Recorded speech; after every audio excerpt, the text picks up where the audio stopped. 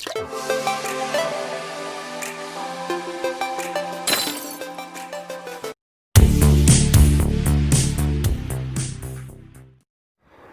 હવે વધારાના એક્ઝામ્પલ જોઈશું આપણે.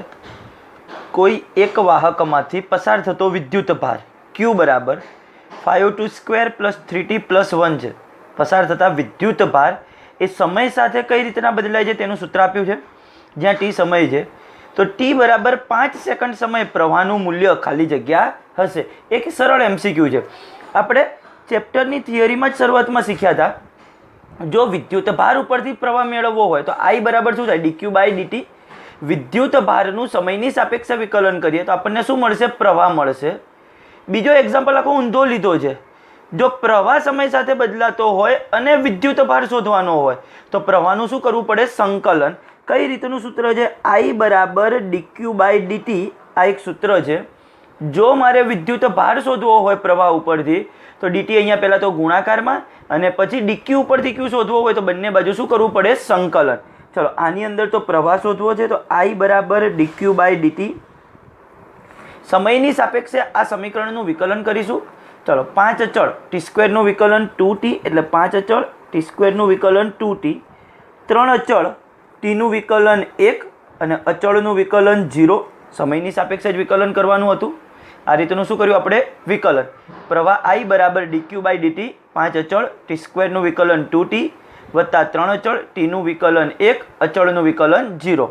5 દુ 10t વત્તા 3 10t વત્તા 3. આ શું મળ્યો આપણને? પ્રવાહ I મળ્યો. હવે આ તો સૂત્ર t ના પદમાં છે.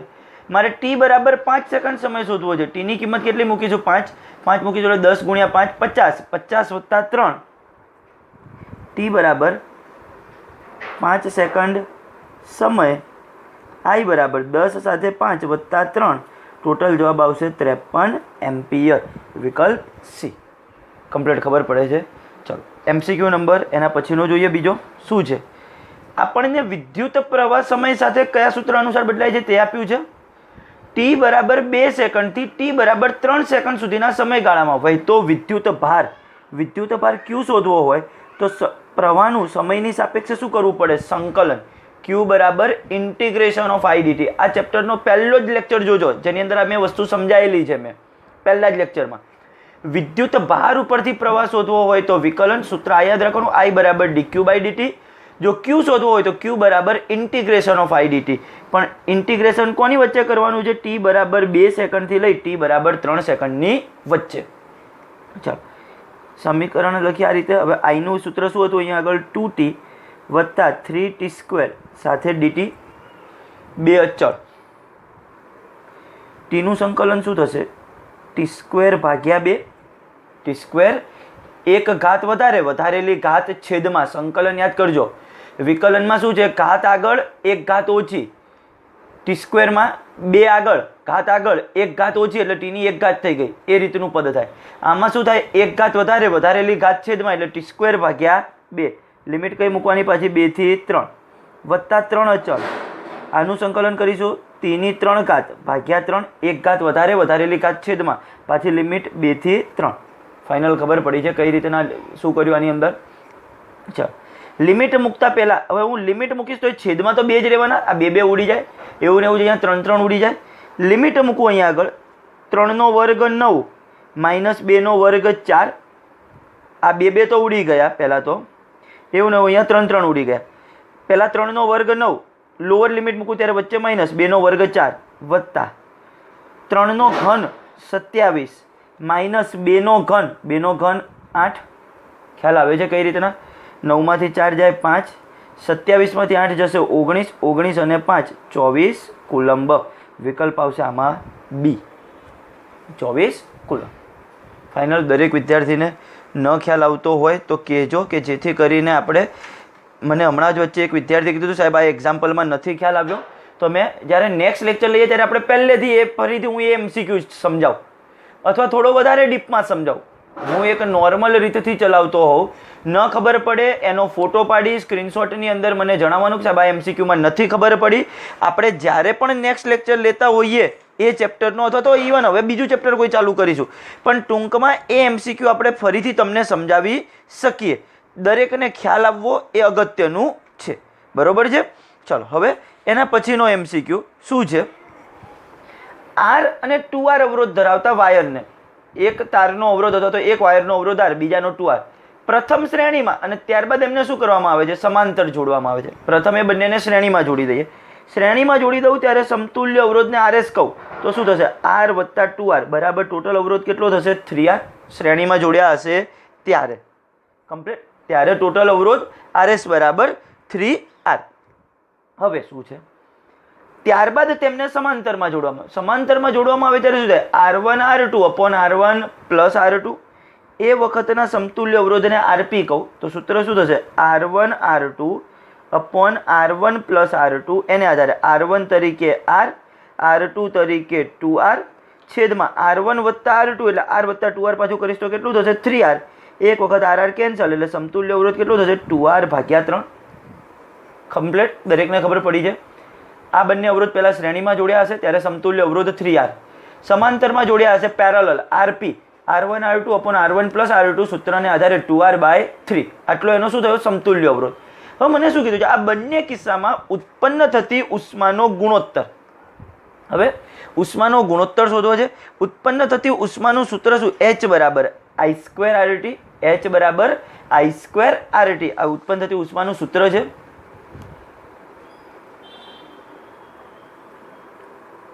ઉષ્મા H બરાબર I2RT. એનો મતલબ H ચલે છે શું આવ્યું છે? R. ઉત્પન્ન થતી ઉષ્મા એ અવરોધના કેવા પ્રમાણમાં છે? સમપ્રમાણમાં. ચલો HS અપોન HP. આપણને પ્રશ્ન એવો કીધો છે આ બંને કિસ્સામાં એટલે પહેલા કયો કિસ્સો છે? શ્રેણી, અને પછી સમાંતર છે. તો HS અપોન HP બરાબર શું થશે? અહીંયા આગળ RS અપોન RP થશે આ રીતે. ચલો HS માટે RS ની કિંમત 3R અને ઓલાની 2R/3. 3R, આની કિંમત 2R/3 પણ છેદનો છેદ 3 અંશમાં પાછો. ફાઇનલ, દરેકને ખ્યાલ આવી ગયો છે. ચલો RR કેન્સલ, 3 તરી 9/4. ટૂંકમાં જવાબ આવ્યો છે 9/4. ઉષ્માનો ગુણોત્તર, અરે સોરી 3 તરી 9/2 વિકલ્પમાં નહોતું એટલે ધ્યાન આવ્યું કે આ મારી ભૂલ છે. 9/2. ફરીથી એક વખત, R 2R અવરોધ ધરાવતા વાયરને શ્રેણીમાં જોડ્યા એટલે સમતુલ્ય અવરોધ થયો 3R. સમાંતરમાં જોડ્યા ત્યારે આ રીતનો સમતુલ્ય અવરોધ થયો. બંને કિસ્સામાં ઉત્પન્ન થતી ઉષ્માનો ગુણોત્તર, ઉષ્મા H બરાબર I2RT. સૂત્ર અનુસાર H ચલે છે R, I અને T અચળ હશે આ બંને કિસ્સામાં, અને એને આધારે આ રીતનો આપણને શું મળશે? જવાબ મળશે. હવે ત્યારબાદ આપણને શું કીધું છે સમજો. 2 ઓહ્મના અવરોધ સાથે 2 એક સમાન કોષોને શ્રેણીમાં કે સમાંતર જોડતા, જો 2 ઓહ્મના અવરોધમાંથી વહેતો પ્રવાહ સરખો હોય તો દરેક કોષનો આંતરિક અવરોધ ખાલી જગ્યા હશે. હું તમને એક સિચ્યુએશન સમજાવું શું કહેવા માંગે છે. 2 આકૃતિ દ્વારા સમજવું પડશે. આ 2 ઓહ્મનો એક અવરોધ બરોબર છે, એની સાથે 2 વિદ્યુત કોષ. હવે આ એક વિદ્યુત કોષ, આ બીજો વિદ્યુત કોષ, એને શ્રેણીમાં જોડી દીધા આ રીતે. શ્રેણીમાં જોડાયેલા છે. કમ્પ્લીટ ખબર પડે છે. ધારી લો કે અહીંયા આગળ 20 વોલ્ટની બેટરી સાથે શ્રેણીમાં જોડાયેલા હતા, એવું તમે ધારી શકો. અથવા તો બસ આ એક કન્ડિશન કે જેનું EMF E આંતરિક અવરોધ R, EMF E આંતરિક અવરોધ R, આવા 2 વિદ્યુત કોષ સાથે કેવી રીતના જોડી દીધા? શ્રેણીમાં. એટલે આમાંથી કંઈક પ્રવાહ પસાર થશે I. બરોબર છે.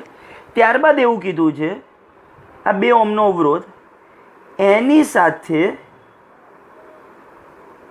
સોરી આમાં આંતરિક અવરોધ પહેલા દોરાઈ ગયો છે.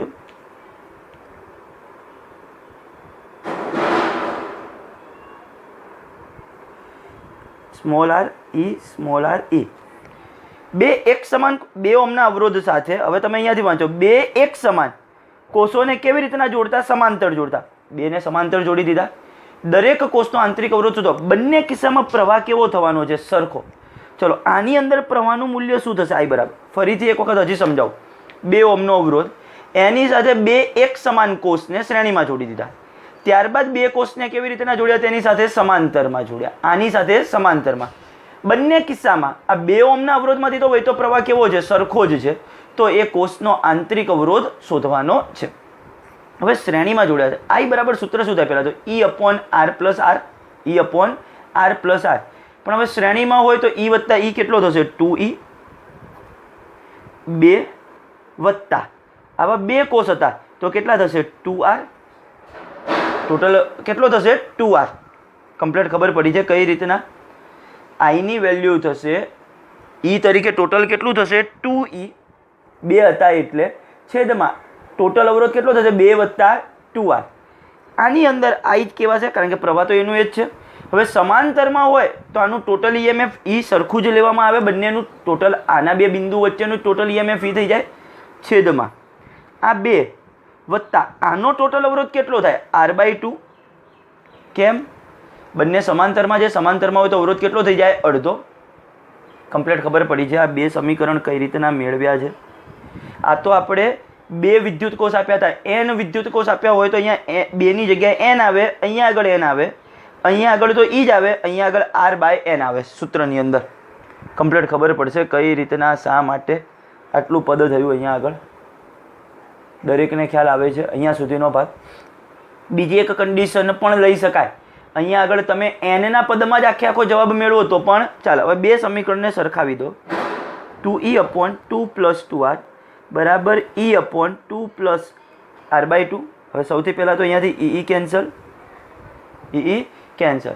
જો હું અહીંયાથી 2 કોમન કાઢું તો ઉપર નીચે 2 કેન્સલ થઈ જાય એટલે બાકી શું વધશે? 1 upon 1 plus R, 1 upon 1 plus R.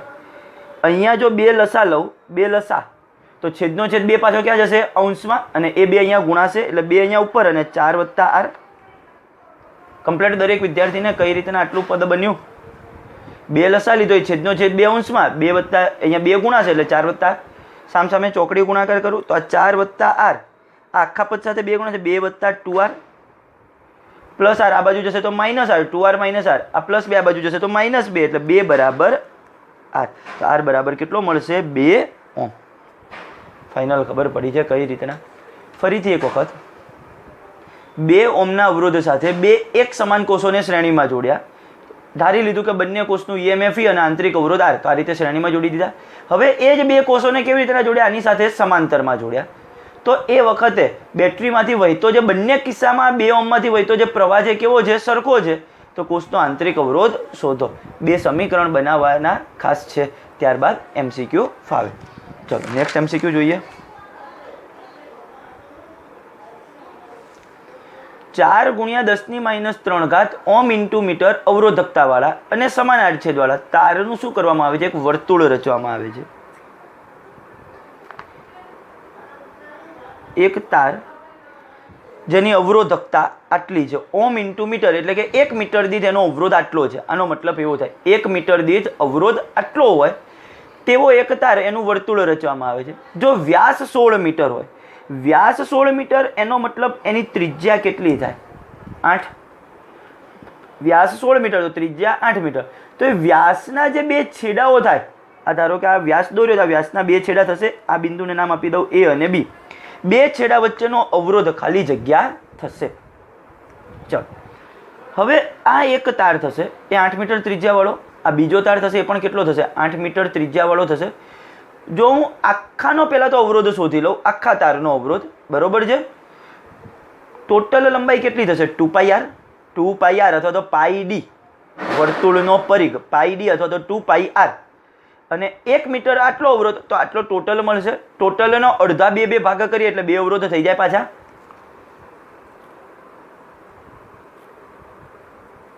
દરેક તારનો અવરોધ R બરાબર πr ગુણ્યા 4 ગુણ્યા 10⁻³ ખબર પડી છે શા માટે? ટોટલ થાય લંબાઈ 2πr, આની લંબાઈ πr, આની લંબાઈ πr. આ 2 તાર થયા 1 અને 2. દરેક તારનો અવરોધ કેપિટલ R કહું તો πr ગુણ્યા 4 ગુણ્યા 10⁻³. ચલો પાઈને તો એઝ ઇટ ઇઝ રહેવા દેવાનું છે જવાબમાં. R ની કિંમત કેટલી થવાની છે? ત્રિજ્યા 8 ગુણ્યા 4 ગુણ્યા 10⁻³ ટોટલ કેટલા થશે? 32π ગુણ્યા 10⁻³ ઓહ્મ. આ તો શું થયો? આ તાર 1નો અવરોધ થયો ને તાર 2, આ જે બીજો છે આટલો અને આ ઉપરવાળો, આ કોઈ તાર નથી, આ તો ખાલી વ્યાસ દર્શાવેલો છે, અથવા તો વ્યાસના 2 બિંદુ દર્શાવવા માટે એક વચ્ચે લાઈન દોરેલી છે. તાર વર્તુળાકાર, આ ઉપરના તારનો અવરોધ πr ગુણ્યા આટલો, કેમ એ આપણે સમજ્યા. 32π થયું. હવે આ બંને અવરોધો કેવા જોડાણમાં થશે? સમાંતરમાં. જો બંને અવરોધ સમાંતર જોડાણમાં હોય, બંને તાર સમાંતર જોડાણમાં હોવાથી સમતુલ્ય અવરોધ અથવા તો આર ઇક્વિવેલન્ટ કહું તો કેટલો થઈ જશે? r/2. સમાન આર અને આર બંને સમાંતરમાં હોય તો સમતુલ્ય અવરોધ કેટલો થઈ જાય? એના કરતાં અડધો, r/2. 32 પાઈ ગુણ્યા 10⁻³ ઓહ્મ અપોન 2. 2 વડે ભાગ ચાલશે તો 16 પાઈ ગુણ્યા 10⁻³ ઓહ્મ. 16 પાઈ ગુણ્યા 10⁻³. કમ્પ્લીટ ખબર પડશે કઈ રીતના? વર્તુળાકારવાળા ઘણા MCQ પૂછાય છે. આવા 2 MCQ હતા જ આપણે બુકનામાં પણ, કે બંને તાર આ રીતના વર્તુળમાં હોય તો એ સમાંતર જોડાણ કહેવાય. સમાંતર જોડાણ માટે સમતુલ્ય અવરોધ કેટલો થઈ જાય? તેના કરતાં અડધો, એટલે r/2. ચલો, આપેલ વાહક તારને ખેંચીને તેની લંબાઈમાં 2% વધારો કરતા અવરોધમાં કેટલા ટકાનો ફેરફાર થશે? હવે હું આ MCQ મને એક વિદ્યાર્થીએ એક આવા ટોપિકને રિલેટેડ કીધું તો જવાબ આપણે કંઈક એક MCQ હતો 11%, 10% વાળો, ત્યારે જવાબ કંઈક 21% કે એવો કંઈક આવતો હતો બુકના MCQમાં હતો. બુકનો MCQ જોજો નંબર 7 કે લંબાઈમાં 100%નો વધારો કરવામાં આવે ત્યારે અવરોધમાં કેટલા ટકાનો વધારો થાય? 300%. બરોબર છે? આ એવા જ એક MCQ ફરીથી આવ્યો, પણ હું આને તમને બીજી રીતે દરેક વિદ્યાર્થીને હવે સમજાવી દઉં છું. બીજી રીતે અવરોધનું સૂત્ર શું છે? અવરોધ R બરાબર ρ/L/A. હું હવે ટોટલ તમને રીત સાથે સમજાવવા. ρ/L/A. હવે જો તારની લંબાઈમાં વધારો કરીએ, ઘટાડો કરીએ તો સામે ક્ષેત્રફળમાં પણ શું થશે? વધારો ઘટાડો તો થવાનો જ છે. તો આપણે ત્યાં આગળ એ બધી કન્ડિશનોને લઈને કર્યું હતું. હવે અહીંયા હું શું કરું? ઉપર નીચે L વડે ગુણી નાખું. ઉપર નીચે L વડે ગુણું તો ઉપર L² થશે. નીચે ક્ષેત્રફળ ગુણ્યા લંબાઈ કરી હોય તો કદ V થશે. મેં શું કર્યું? ઉપર નીચે લંબાઈ વડે ગુણ્યા એટલે ઉપર L² થાય. અહીંયા ક્ષેત્રફળને લંબાઈ વડે ગુણું એટલે કદ થઈ જાય. ટૂંકમાં અવરોધનું સૂત્ર શું થયું? R બરાબર ρL²/V. હવે તમે જોશો તારની લંબાઈમાં વધારો કરું, ઘટાડો કરું, કોઈ પણ કરું, કદ હંમેશા કેવું રહે? અચળ. કદ તો કેવું રહેવાનું છે? અચળ. અવરોધકતા એક જ તાર છે, એનો એ જ તાર છે. દ્રવ્ય એકનું એક જ, તો અવરોધકતા તો અચળ જ હોવાની. તો એનો મતલબ R ચલે છે શું થયું? L². R ચલે છે શું થઈ ગયું? L². અથવા હવે આપણે આને આ રીતનું આપણે જે ઓલી ત્રુટિની જ રીતે દાખલો ગણ્યો હતો પાવરવાળો, બસ એ જ રીતે દાખલો ગણી શકાય. ΔR/R ગુણ્યા 100, ડાયરેક્ટ ગુણ્યા 100 બી કરી નાખીએ. ρ અને V તો અચળ છે. અચળ હોય તો એનું કશું કરવું ન પડે, ડાયરેક્ટ L² નું થાય. L² માં પછી ઘાત ક્યાં આવે? 2 આગળ. ΔL/L ગુણ્યા 100. આ રીતે કરી શકાય. અવરોધ Rનું સૂત્ર ρL/A. ડાયરેક્ટ આ સૂત્ર ρL²/V. અહીંયા આગળ શું છે? 2 ટાઈમ્સ ΔL/L ગુણ્યા 100. અવરોધમાં ફેરફાર. ચલો 2 ΔL/L. હવે લંબાઈમાં કેટલા ટકાનો ફેરફાર કર્યો છે? 2%નો. તો 2%. 2 ગુણ્યા 2 જવાબ કેટલો થશે? 4%. તો આમાં અવરોધમાં ફેરફાર કેટલો થશે? 4%નો ફેરફાર થશે. કમ્પ્લીટ ખબર પડશે. વધારો કેટલા ટકાનો થશે? તો વધારો ખાલી પૂછ્યો કેટલા ટકાનો વધારો થશે, તો જવાબ આવશે 3%. વધારો કેટલા ટકાનો આવશે? 3%નો. આ 4%નો તો ફેરફાર થયો કહેવાય. કમ્પ્લીટ ખ્યાલ આવશે. ચલો MCQ નંબર આગળનો જોઈએ. એક શહેરથી વિદ્યુત પાવરને 150 કિમી દૂર રહેલા બીજા શહેર સુધી, એક શહેરથી વિદ્યુત પાવર 150 કિમી દૂર રહેલા બીજા શહેર સુધી તાંબાના તારથી મોકલવામાં આવે છે. જો પ્રતિ કિમી વોલ્ટેજ ડ્રોપ, પ્રતિ કિમી આટલો વોલ્ટેજ ડ્રોપ થાય તો કુલ વોલ્ટેજ ડ્રોપ કેટલો થશે? 150 ગુણ્યા 8. કેમ? પ્રતિ કિમી આટલો થાય છે અને ટોટલ તો આટલો કિલોમીટર મોકલવાનો છે. 1 કિલોમીટર આગળ મોકલીએ પાવરને એટલે આટલો વ્યય થાય. તો 150 કિમી મોકલવો તો આનો ગુણાકાર થશે.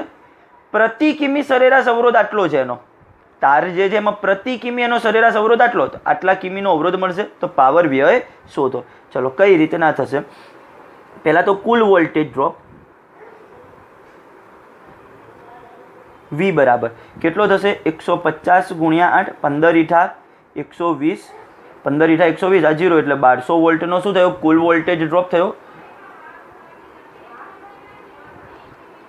કુલ અવરોધ R બરાબર કેટલો થશે? 150 ગુણ્યા 0.5.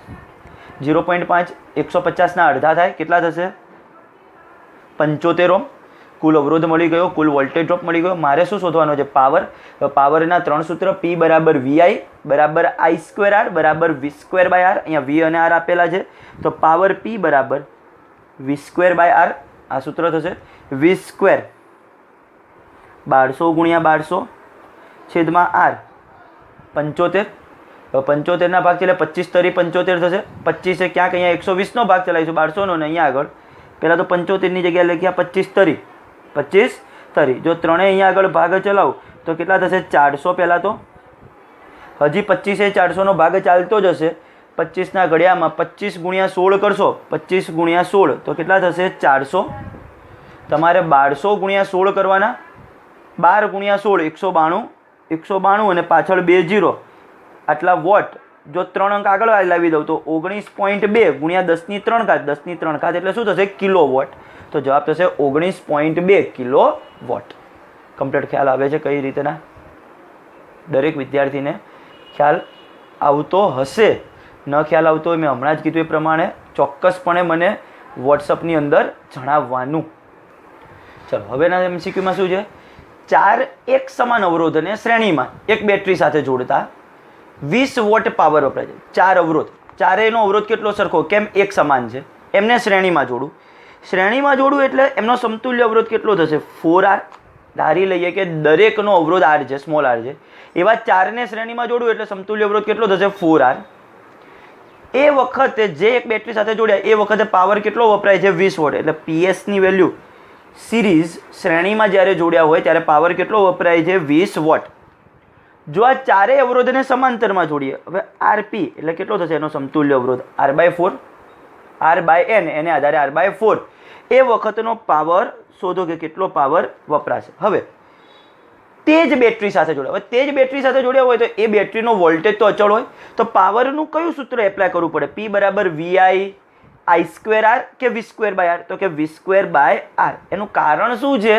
અહીંયા આગળ વોલ્ટેજ અચળ છે, એ જ બેટરી સાથે જોડેલો છે. તેથી પાવરનું કયું સૂત્ર એપ્લાય થશે? P બરાબર V² બાય R. એનો મતલબ P ચલે છે 1/R, P ચલે છે 1/R. આને આધારે હું શું કરીશ? મારે આ PP વાળું શોધવું છે, તો PP/PS. વ્યસ્ત હોવાથી અહીંયા આગળ શું લખાશે? RS/RP. ખ્યાલ આવે છે કઈ રીતના? ફરીથી એક વખત 4 અવરોધ ધારી લીધું કે દરેકનો અવરોધ સ્મોલ r છે. એવા 4ને શ્રેણીમાં જોડ્યા એટલે સમતુલ્ય અવરોધ 4R. એ વખતે પાવર PS બરાબર 20 વોટ. હવે એ જ 4 અવરોધને સમાંતરમાં જોડ્યા એટલે R/4 સમતુલ્ય અવરોધ. એ વખતે પાવર શોધો. હવે મને શું કીધું છે? એ જ બેટરી સાથે જોડવામાં આવ્યા છે. તે જ બેટરી સાથે જોડ્યા હોય તો એ વખતે કઈ વેલ્યુ અચળ હોય? વોલ્ટેજ V અચળ હોય. એટલે પાવરનું કયું સૂત્ર એપ્લાય કરવું પડે? P બરાબર V² બાય R. V અચળ છે એટલે P ચલે છે 1/R.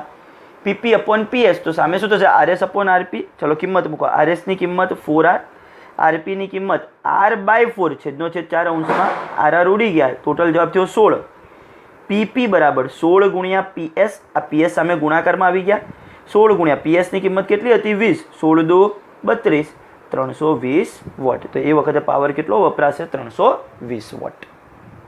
ફાઇનલ દરેકને. આગળનો MCQ જોઈએ. 1/π ઓહ્મ પ્રતિ મીટર લંબાઈ દીઠ અવરોધ ધરાવતા, પ્રતિ મીટર કેટલો અવરોધ છે? 1/π ઓહ્મ ધરાવતા 2 મીટર ત્રિજ્યાવાળા વર્તુળાકાર તાર પરના A અને B બિંદુઓ વચ્ચે 6 વોલ્ટની બેટરી જોડી છે. ખરેખર આ તમારે વચ્ચેનો જે ભાગ છે ને, આજે અહીંયા આગળ આ 2 લાઈન દર્શાવી છે, એ તો ખાલી કેન્દ્ર આગળ કાટખૂણો બનાવે છે ને એવું દર્શાવવા માટે મેં ડોટેડ લાઈન દોરી છે.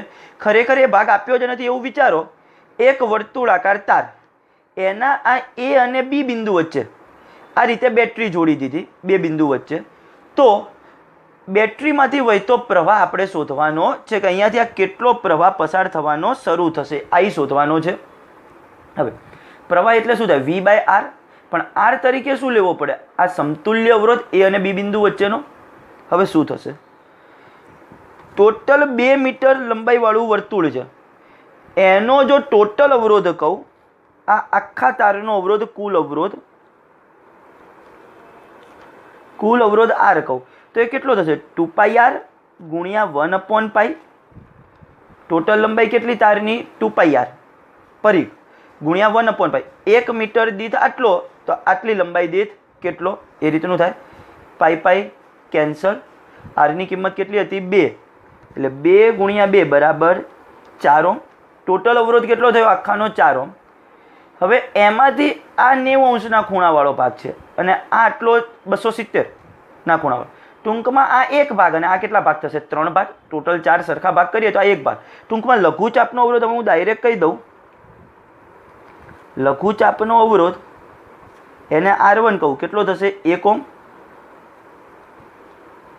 ગુરુચાપનો અવરોધ R2 કહું કેટલો થશે 3 ઓહ્મ. આ કેટલીક સમજણથી બધું કેલ્ક્યુલેશન કરી શકાય કે આપણે ભાગલા કરીએ કે 1/4 ને પછી 3/4 તો છેલ્લે તો આનો આ જ જવાબ આવે. પણ કેટલીક વસ્તુ સમજણથી હોય. ફરીથી એક વખત એક વર્તુળાકાર એના 2 બિંદુઓ વચ્ચે બેટરી જોડી દીધી આ રીતે અને આપણને આમાંથી વહેતો પ્રવાહ શોધવાનો છે. શું આપ્યું હતું આ પાછું આના માટે આપણને આપ્યું છે કે પ્રતિ મીટર લંબાઈ દીઠ અવરોધ શોધવાનો. પહેલાં તો તારનો કુલ અવરોધ શોધી નાખ્યો. R બરાબર 2πr ગુણ્યા 1/π. પાઈ કેન્સલ 2r. આરની કિંમત પાછી કેટલી હતી 2 એટલે ટોટલ થયું 4 ઓહ્મ. હવે એમાંથી જે લઘુચાપ છે એ 90 અંશના ખૂણાવાળો ભાગ છે એટલે એનો અવરોધ 1 ઓહ્મ થશે. આ 270 છે તો એનો અવરોધ 3 ઓહ્મ એટલે ટોટલ પાછો 4 થઈ ગયો. હવે આ બંને પાછા કેવી રીતના છે અને બી બિંદુ વચ્ચે સમાંતરમાં તો સમતુલ્ય અવરોધ શોધીએ. એ અને બી બિંદુ વચ્ચેનો સમતુલ્ય અવરોધ RAB. સૂત્ર શું થાય R1 R2 upon R1 plus R2 1 ગુણ્યા 3 છેદમાં 1 પ્લસ 3 3/4 ઓહ્મ. આ શું થયો એ અને બી બિંદુ વચ્ચેનો સમતુલ્ય અવરોધ થઈ ગયો. હવે જો પ્રવાહ શોધવો છે તો I બરાબર V અપોન R પણ R તરીકે RAB.